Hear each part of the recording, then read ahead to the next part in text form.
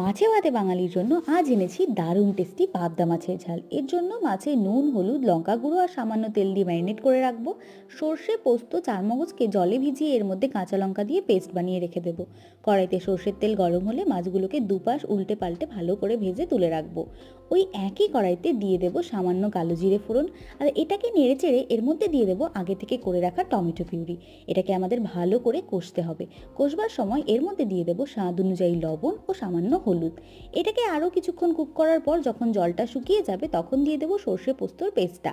এটাকে নাড়াচাড়া করে রান্না করার সময় সামান্য চিনি এর মধ্যে অ্যাড করে দিতে হবে। তারপর দিয়ে দেবো পরিমাণ মতন জল দেবার পর এটা ভালো মতন ফুটে উঠলে আগে থেকে ভেজে রাখা পাবদা মাছগুলো এর মধ্যে একে একে অ্যাড করে দেবো। তারপর মিনিট 5 থেকে 7 এটাকে ভালো মতন রান্না করে ওপর থেকে ধনেপাতা, কাঁচা লঙ্কা দিয়ে দিলেই এটা একেবারে পরিবেশনের জন্য রেডি। গরম ভাতের সাথে এটাকে এনজয় করো আর আমার চ্যানেলকে সাবস্ক্রাইব করে দিও।